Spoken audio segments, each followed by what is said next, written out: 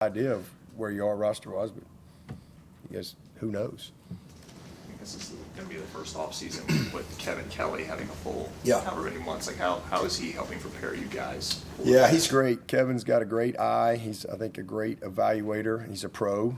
I mean, 25 years of professional scouting. I mean, that's why we brought him in here. And then he's been front office stuff as well. So he does a great job with Jordan, but not just with recruiting, but also opponents, our roster, from just a evaluation, just a different lens from a scouting standpoint.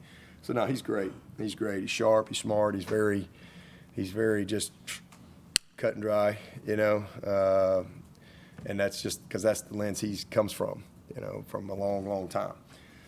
So he's been good. He's been a good voice in the room, and I think this is really his kind of first full year, because he came in the spring, so we're kind of down the road, but he's been a part of everything, and he's got like I said, he's a great resource and a good addition to our staff. How much is his role just evaluating the roster and saying this is where we have needs, or is it more looking at outside players and saying?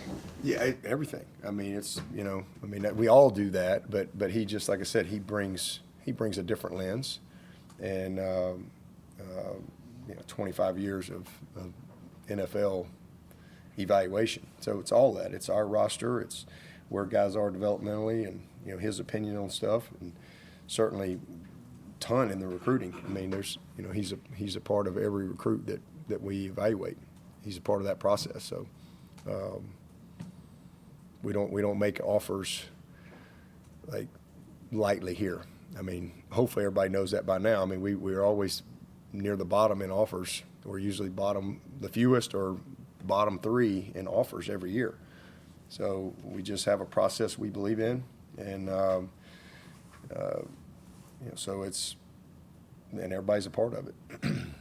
You mentioned how successful these seniors will be 20 years from now. What are some moments this season that allowed you to see how they will be successful down the road? Just how they've handled disappointment, how they've shown back up on Monday. And we've had some they could have won every game they've played this year. I mean, they it's frustrating. And they've had a couple of them, down to the last play. And, it just doesn't go your way. It's gut-wrenching.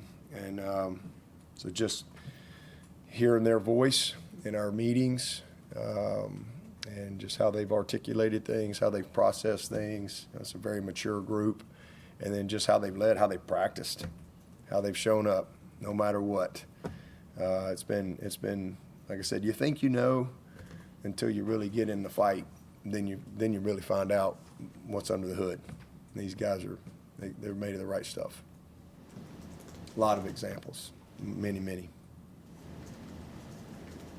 This is the first week we've seen kind of Dietrich Bennington, Ian Reed, some of those guys listed on the 2D as far as being primary backups. What have you seen from those guys in practice throughout the year in terms of their development? Yeah, I mean, they've done a nice job. We've got good depth there. We haven't really had the depth available much this year, as far as we felt like we had 8 guys, counting Braden, coming out of camp. And I don't know that we've had 8 guys one game of those 8. I think it's been. But the good news is we've always had 5 that we feel good about, or 6, and it's kind of where we are this week. But Elijah Thurman's a great player. Not having him, certainly now with Walker, he's been in and out. Sadler's been up and down. Now Braden's out. But to be able to, Tristan and Blake and Big Rye and Harris and Sadler, I mean, that's a starting 5. I mean, those guys have. So we're fortunate at this point to still have a group that we can run out there like that we have played a lot of football and we value. And then those other guys have all been, whether it's been Walker, it's been Braden, Elijah. Those guys are great players. Wish we had them all, but that's created opportunity because Dietrich now is and he's done a good job for us when he's had opportunity to play. He's been on some goal line stuff, some short yardage stuff. He's obviously starts on our field goal. So he's got to step up for us. We need him. And Big Rock, Rock's gotten up in there, and we really value him. He's a redshirt freshman, and he's a good player. He's tough. He's physical. He gets his hands on you. He's a problem. And, we're excited about his development. I think he's done a great job. So those two guys right there. And then, Mason is a guy that's hadn't had much chance to play, but he's a redshirt freshman. He's developing. He's had to play some more tackle. We really think he needs to be more inside, but he can play tackle. So he's had to do a little bit of both. Ian, as we all know, has been – this is by far the most consistent that he's been able to just practice football. So he's missed an enormous amount of time, which really put him behind, not just mentally, but physically. So, but he's back, and he's in a position to where, now again he's got to be ready. He's technically just a redshirt freshman. So, those guys are just developing and coming along. It hurt us losing Easton Ware. Easton was a guy that would have played a lot this year as a true freshman. So not having him, and then Gavin is a kid that we have, a lot of confidence inside. He's a guy too, but we've got to try to create a little tackle depth the best we can, because now we've lost a lot of guys that can play tackle, because Elijah is a tackle guy. He play both, and Walker he could really play right tackle for us if we needed him, but him being out and Braden being out, that's two very versatile players that we don't have available now. So it puts a little more pressure on some of those guys. I think Tyler Brown's averaged like 9 snaps a game the last 4 games. I know he's behind Antonio, that's part of it, but is he just not suited to play in the other positions? No, it's just, we just got him right there where we need him and ready to go if something happens to Antonio. It's a critical position for us, and that's just kind of the way the snaps have been. But we love TB. He's a great player. But we just, he can only rep so many places, and he's got a lot of great days ahead. So he's just a sophomore, got a couple more years left. How did Braden hurt himself? Jumping up and down. Just literally jumped up, just on the field, just jumped off, coming off the sideline, just jumped up and down and went down. And he got back up, and I didn't know anything about it until after the game. I couldn't believe it. It's crazy. You mentioned I guess you were like where the transfer portal date is, but it could be better, I guess. Where was like the window to be? Yeah, everybody's got a lot of different opinions on it. For whatever reason, and there's different reasons why everybody feels the way they feel. And honestly, they could put it in November for all I care. I just wanted one window, like the 2-window stuff. That's just crazy, So I definitely didn't like it where it was in the same exact day signing area as the high school. I just felt like that was not good. So it's better where it is, but I just think the bad part is you got a lot of kids that, it's not going to affect us this year. But there's going to be kids that are going to miss playoffs. There's going to be kids that are going to miss national championships because they're forced to make a decision. And then with your rosters at 105, they're dwindling down to 105. Now you got guys that are hurt already, and now you got some other kids that are going to go in the portal, and you're trying to go play in a playoff game. It just puts a lot of stress, and I just personally think you could put it at the 1st of February. I think there would be I think there needs to be a cooling off period. First of all, there's a lot of kids that I think that would probably end up staying if there was a cooling off period. Because, sometimes, young people are emotional and not always rational. And then you've got, agents and all this stuff and all these things. And I just think if and school, nobody wants to talk about school anymore, but a lot of these kids aren't going to graduate because they're transferring and they're losing hours. And I think what's best for the kids is it to be later, whether it's 1st of February in the spring. I just think it's better if you want to, some coaches say, well, I want to know my roster when I start in January with all, and that's great. I get it, you know, but, you know, sometimes kids are being forced to leave. And then, you know, I don't think that's good. And then I think, again, you know, some of these guys would stay if there was like, because again, it's emotional. Maybe you didn't play as much. You didn't like your role that year. You don't really have a vision for what's coming. But all of a sudden you get back out there and it's a different team and kids develop and they get bigger or they get better, bigger, faster, stronger, whatever, smarter. And because we forget it's a developmental game. And, you know, if they stay, all of a sudden, like I said, yeah, maybe they decide to leave at the 1st of February, but at least they get another semester of school. Yeah, they don't have to be in your building. They don't have to be all that. And at least still, you could still know what your team is when you go out to spring ball and all that stuff. But kids they wouldn't be pressured to miss a playoff game, to miss a national championship game because they have to make a decision. And so I just think it would be better if it was later. That's just my opinion. Again, whether it was February, if you want it, you know, you could put it 1st of February. All right, at least you know now who's not in, who's not out, and you can get those guys out of the building, but they can still go to school. And then you can go to spring and do what you need to do, and then you can fill your roster in with what you need. And hopefully they're going to have a little bit more OTA opportunity as they change the structure of. Some people are going to sign more high school kids. Some people are going to sign more portal guys. And so whatever fits you as far as how you want to do spring practice or OTAs, I think that should totally change. And it should be up to the institution, you know, because schools are different. It's not a one-size-fits-all. And like I said, some schools are going to sign all portal kids. And they may need to do some more stuff, OTA-type stuff in May or June because they're getting some of their kids there. You know, those kids that stayed and they got another semester of college, they didn't lose credits. Maybe they graduated, and that matters. And I just think it would be better for the kids if it was at a different time for a lot of reasons. And again, a lot of kids that are leaving, a lot of them would end up staying because they would just, like I said, a cooling off period, time to meet, see a different vision. It's a different team. All of a sudden their confidence grows. And I think a lot of these guys that maybe would have left in January, by the time you get to February, they're like, you know what? Hey, I think I'm gonna stick this thing out here. And I mean, I was talking about that myself. I almost left my redshirt sophomore year. I almost left. And boy, I'm glad I didn't. The same thing for me. I had a little bit of a cooling off period.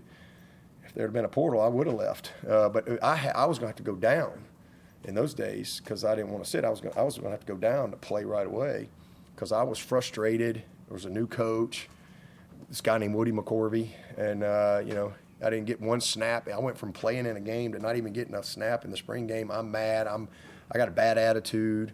I'm immature. I've lost my priorities. You know, now all of a sudden it's about playing ball as opposed to getting my degree from Alabama and what I went there to do, and I lost my focus, you know, and thank God I stayed. And I just reset my priorities and my foundation of life, and had some people that talked me off the ledge and made me see things from a different lens, and I stayed. And next thing you know, my sophomore year, that same guy it became one of the greatest mentors in my life. You know, he's a father to me, and if I had left, man, I would have missed out on a lot. So I'm glad I stayed. So, and I just think, again, it's the same thing. You coming off a season, you didn't play much, or whatever, and now you got people calling and shopping kids.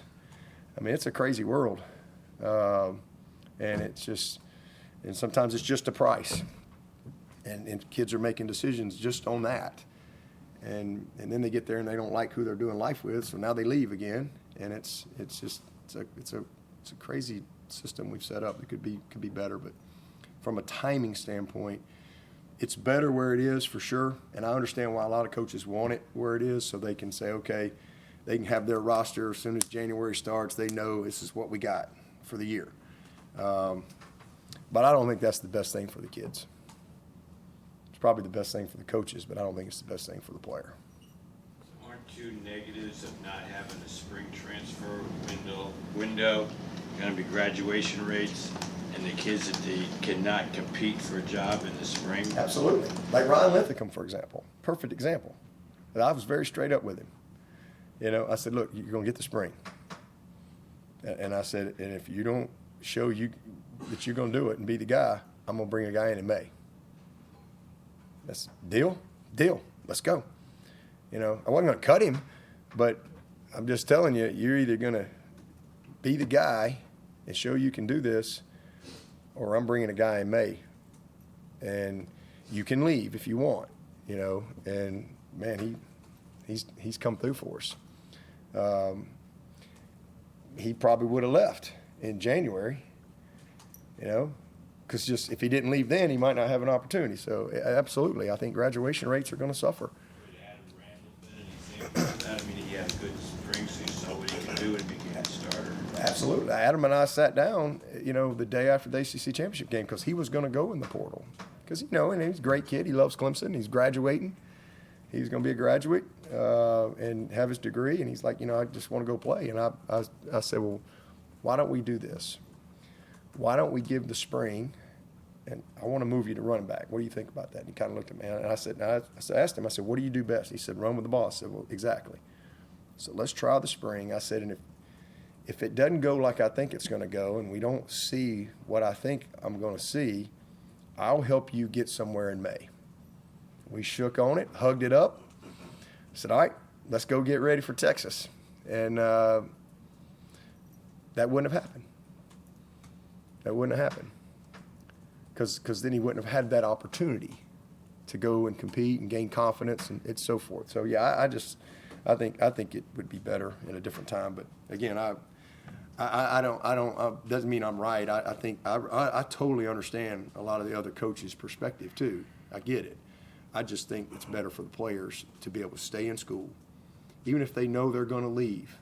And those guys can be removed from the team. They don't have to be in your locker room, but they can still have the academic resources and they can finish a semester. And it gives them time to really think about where do they want to go? What's the best situation for them?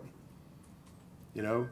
Maybe see what happened at some of these schools' spring practice before they're forced to make a decision. And again, a lot of these kids are being, you know, they like have to make a decision with a fire hose, and I don't think that's a good situation. So, but it is what it is right now. It's better. But I hate seeing teams disrupted. You know, and again, it's not going to affect us this year, but I hate seeing teams disrupted in a playoff. National championship. I think every Final Four team had guys out last year. Like, to me, that's just sad. But it's the system. It's not necessarily the kid's fault. It's just the way the system's set up. Any other questions for Coach? Not sure if you've seen it, but Virginia Tech hired James Franklin. Just your thoughts on what he will bring to Virginia Tech and the ACC as a whole. He's a winner. He's a winner. He's won everywhere he's been. He's a good football coach. I've known James for a long time. I have a good relationship with him. Certainly be great for our league. And I think it's a great fit. You know, similar recruiting footprint as far as what he's been a part of for a long time. And I'm happy for he and Fumi, his wife. I mean, they're again, I see him. I've spent a week with them every February for 15 years. You know, so I've known him a long time. But he's a winner. I mean, I know people. You know, he hadn't won the championship. He was a play away last year from being in the national championship. But he's a proven football coach, and I mean, I think they made a great hire. I think he'll do a great job. Again, great for the league, great for Virginia Tech, and you know, good for the kids that he'll have opportunity to coach. With Jordan Sorrells being a bit of a Furman legend, do you guys have any discussions about him having ties to both you guys and Furman and Interesting. any friendly banter? Interesting. Yeah, I came up last night because it was about 10:45, and me and Matt Luke are in the office, and all of a sudden here comes Jordan Sorrells walking by, and I'm like, wait a minute, you're not here on Monday nights at this. He goes, I'm always here this late on Monday nights. I'm like, I don't ever see you on the coaches hallway this late on Monday nights. And this is some Furman bull crap going on around here. So, yeah, not just him. We got Caldwell. We got Mike Dooley. So it's we got our eyes on those guys this week. It'll be a bittersweet week. And then, you know, Joey Batson, this is his last home game. So he's a senior too. This is his last. I think it's 29 years. Is that right? It's 29. Yeah, 29 years strength coach at Clemson, and just he was a strength coach at Furman. So, man, what a career! What a career Joey Batson has had. I mean, I can't even express how grateful I am to him because the job he's done. I mean, he's been the engine. He's been the engine, man. I mean, the strength coach is with your guys more than anybody, and you know they get the good, the bad, the ugly, all of it. But he's incredibly loyal. He's incredibly loved by all these players, former and current, and I'm gonna miss him. But he's excited about just moving on from this role that he's been in for a long, long time, and so it'll be a special day for him too. 29 years. You still communicate with Chad Morris? Yeah, absolutely. Yeah. Does he want to coach again? Chad? Yeah. I have no idea. You have to ask him. Yeah, I talked to Chad a good bit. I've communicated with him some this year with Chan because of Chandler, and Tony. I've been pulling for those guys. And I think Jeff Scott went up there. They sent me a picture. He and Jeff were up there together for one of the games. I don't remember which one it was, but yeah, excited pulling for Virginia, man. I hate to say it, but I got to pull for my guy Tone. I mean, I'm so happy for them and hope it works out.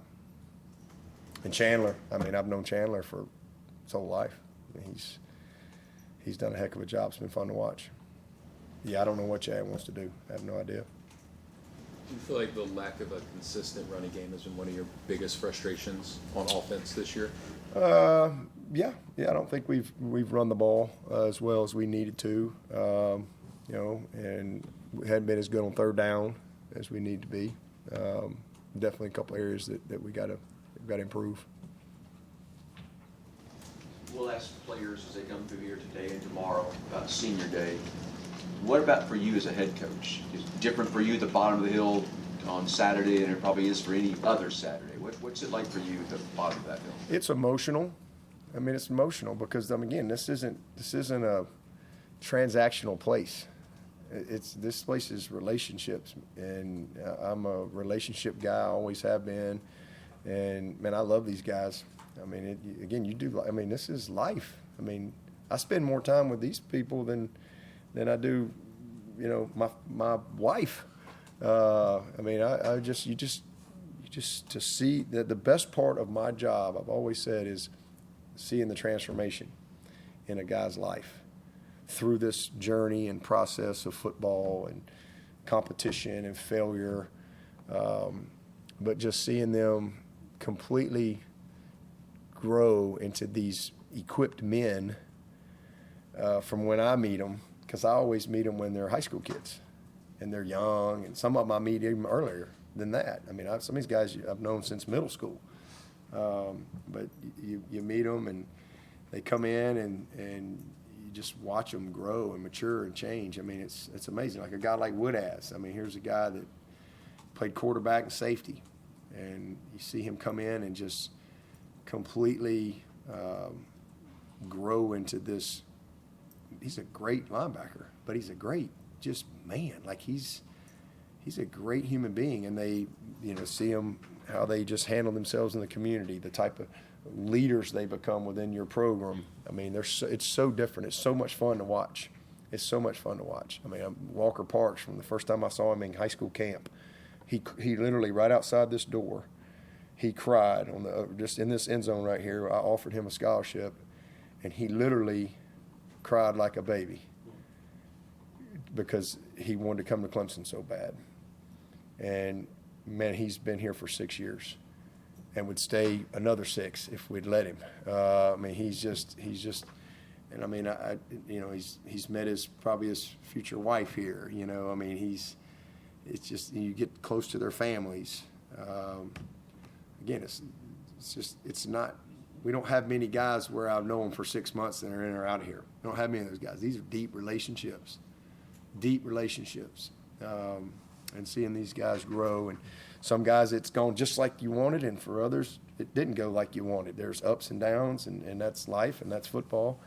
But that's a big day, and it's a big moment, you know, because they're big, strong dudes, but you know it hits you. It hits you when this is your last time you're gonna get to play in the Valley in an environment like we have here, and to be a part of something so unique like Clemson and the traditions here. But that's a part of our purpose here. You know, graduation, equipping them as men, having a great experience, and these guys have had a great experience, and then also winning a championship. And every one of these guys run down that hill has won a championship, every single one of them. So I'm proud of them, and again, so it's emotional. I mean, it's an emotional day because I look at all these guys as my sons. That's just how I look at them. That's how I coach them. That's exactly how I coach them. Like their last name is Swinney to me. I don't treat them any different. Coach, I do want to ask you about one guy who's coming through later today, who maybe that doesn't necessarily get the spotlight, and that's Philip Lorenzo. For a guy who is a self-professed crawl-on, who just crawled on the roster via tryout, what has it meant to you to watch his journey to this point? So you've gone from here to now the podcast role over here. I mean, Flo's amazing. I mean, he is. I love that kid. He actually has a chance. If somebody will give him a shot at the next level, he could do it. Because he can run well enough and he can tackle. He's got value in coverage. He's big enough. If somebody will give him a shot, he could make it. There's only 32 of them jobs on the planet, so it's the odds are against him. But he could do it. But he's just a true crawl-on. Like, he just came to Clemson. And, you know, we had our walk-on tryout, and, you know, I think he had tried a couple times, and then maybe COVID, and it got canceled and all this stuff. And so, you know, I go out there, and I'm like, we're evaluating the snappers, and I went, I said, let's do that again. And then he came over there, and, I mean, I needed a snapper. And same thing, right out there on the field. I didn't know anything about him. I didn't know his story. I knew nothing other than this guy's throwing a dart. Now Dooley we had his GPA, we had all that stuff. He was eligible, you know. He's in school at Clemson, and I said, all right, you're on, you got a spot. And he started crying, and then he told me his story and how he got here and what his dream was and how hard he had chased the dream just to get a tryout, and so it was pretty cool. And then, man, he's taken. You talk about a guy who's taking advantage of this program has a lot of resources that we provide for our players holistically. And he's been a sponge. I mean, he has absorbed every resource that you could possibly have, from Paul Journey to the academic resources to social life on campus to student government type work to, you know, SAC, all that type. I mean, like, he's involved in every aspect, and he's just grown into this very confident leader. And I'm proud of him, and my heart broke for him when, I mean, he said one mistake, and he thought he was out of the game. I think he thought he was fired because Casperson was getting ready to go, and I'm looking for Flo. I said, where's Flo? Y'all get me Flo. And I think he thought I was fixing to rip him. And he comes over there, and I'm like, what are you doing? And he's just looking at me, and I was like, you know, because he didn't. I said, you're going back in. I was like, you've had one mistake in 5 years, man. Come on, you're going to go out there and you're going to throw a dart. And I'm glad it worked out that he had that opportunity, because he just takes so much pride in it. And it was that's another great example. That's life. Hey, you go back at it. You know, you get back up and you go again. And you don't let what just happened define you. You get back to, everybody fails. Everybody can make mistakes. Everybody can you know, whatever. And but that was pretty cool to see him go back out there. And I mean, a laser right on the hip. And we had to have the perfect punt. And we get the perfect punt. And Ronan goes down there and we get the perfect tackle. And it was a huge play in the game. So I love Flo. Flo's he's a great story. He's a Clemson man through and through. And you know, he's one of those guys that, like I said, there's no telling what he'll do in his life, but he'll give back to Clemson for the rest of his life. And that's pretty cool. Anyone else for Coach? How much behind-the-scenes work are y'all